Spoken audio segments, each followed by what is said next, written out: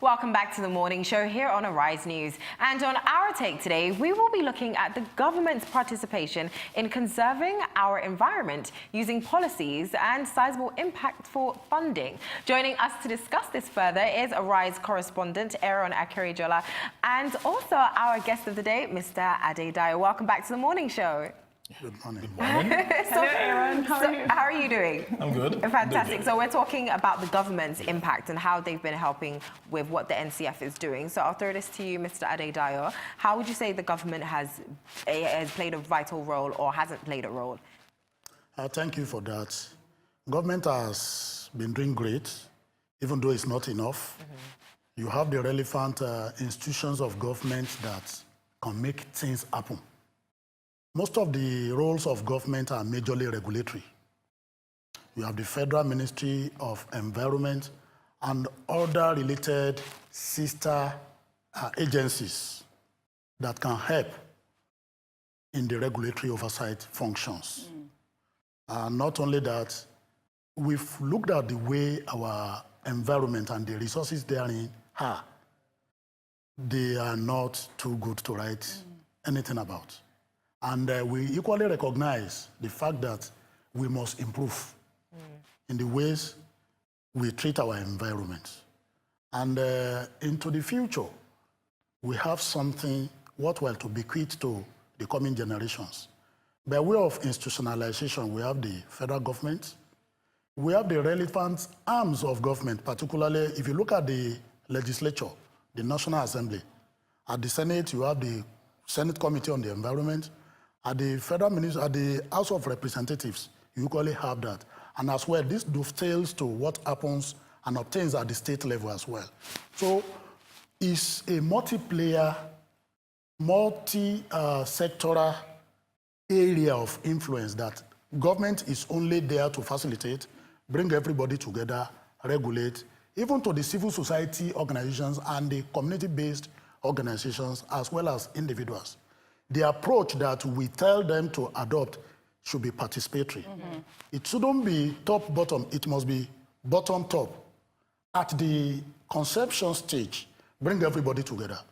Let us appraise the status of the environment. Let us know what the needs are and the intervention models that we are going to adopt. Once we have that, you have the environment management plan. And that is why government has made it mandatory for any project that is likely going to impact on the environment, you must do an environmental audit and environmental impact assessment. And once you are able to quantify that, there must be your plans to actually mitigate what you have observed are going to be the likely impact. And going forward, what are the plans, the longer terms, in terms of development and things like that. So because we must balance everybody's needs in order to continue to... Aaron, what's your take on this? He has spoken as a technocrat. Let me not speak like probably the man on the streets who knows about the environment, who actually lives in this environment. You look at it and you say to yourself that the government should do enough. Like he said, the biggest thing the government can actually do, because there are some sectors that if the government is not involved, it simply will not work. Almost all the sectors, every sector in Nigeria, if the government is not involved, they will not work, because they set the bedrock of it by actually laying policies that would now have the multiplier effect on every other arm of that particular sector.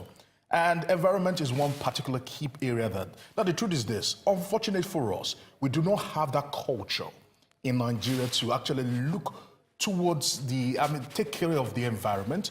We do not have that culture to protect the environment. We do not see it as something that is degradable. We do not see it as something that can actually go off and can actually deteriorate. We just, if something is not of immediate value to us, we do not take it seriously. And for example, just clear example, as I try to wrap it up here, the organic cleanup now, it was unveiled last year.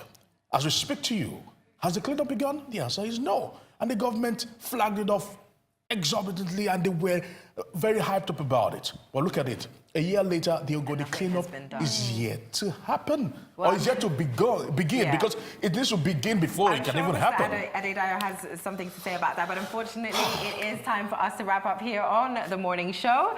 Well, it does bring us to the end. Thank you so much for watching The Morning Show here today. From the entire team here in Lagos, all that's left to say is enjoy the rest of your morning and, of course, the rest of your day. Goodbye.